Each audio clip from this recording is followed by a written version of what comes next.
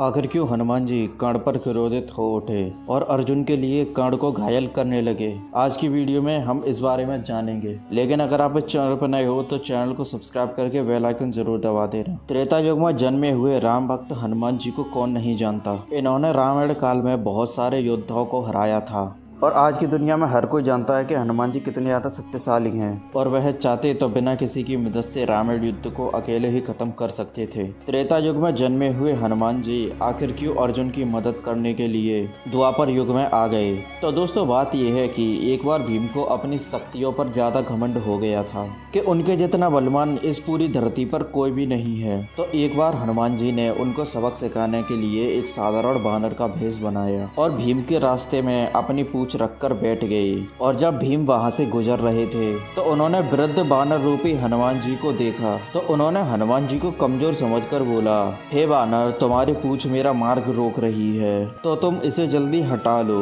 तो हनुमान जी ने भीम को सबक सिखाने के लिए बोला कि मेरे में उठने की हिम्मत नहीं है, कृपया तुम ही इस पूछ को उठाकर इधर कर दो।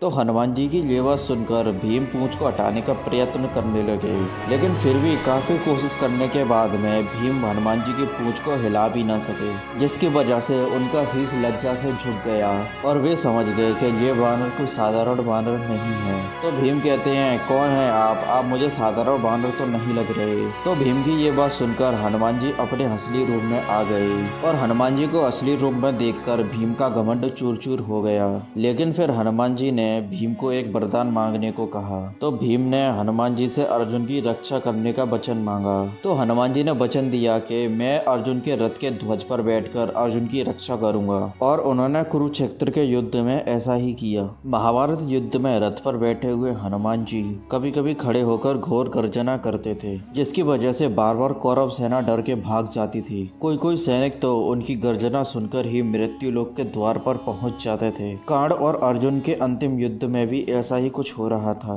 कर्ण अंतिम युद्ध के दौरान अर्जुन के ऊपर घातक प्रहार कर रहे थे। कर्ण के प्राण घातक बाणों से अर्जुन को और भगवान श्री कृष्ण को भी हानि पहुंच रही थी। हनुमान जी के मन में उनके प्रभु श्री राम के लिए अनंत भक्ति थी और वो जानते थे कि भगवान श्री राम और श्री कृष्ण एक ही हैं। इसीलिए उस रथ में बैठे श्री पवन पुत्र हनुमान जी भगवान श्री कृष्ण की तरफ देखकर बहुत ज्यादा क्रोधित हो उठे। भगवान कृष्ण और अर्जुन के ऊपर कर्ण लगातार अपने बाणों का प्रहार कर रहे थे और हनुमान जी से ये सहन नहीं हुआ। वे क्रोधित होकर गर्जना करके कर्ण का वध करने के लिए जा रहे थे। हनुमान जी की गर्जना सुनकर ऐसा लग रहा था कि जैसे ब्रह्मांड फट गया हो। कौरव सेना तो पहले ही भाग चुकी थी हनुमान जी की गर्जना सुनकर, और अब पांडव सेना भी हनुमान जी की गर्जना सुनकर भागने लगी। फिर भगवान श्री कृष्ण ने तत्काल उठकर अपना दाहिना हाथ उठाया और हनुमान जी को स्पर्श करके बोला, रुको, अभी ये तुम्हारे क्रोध करने का समय नहीं है, शांत हो जाओ।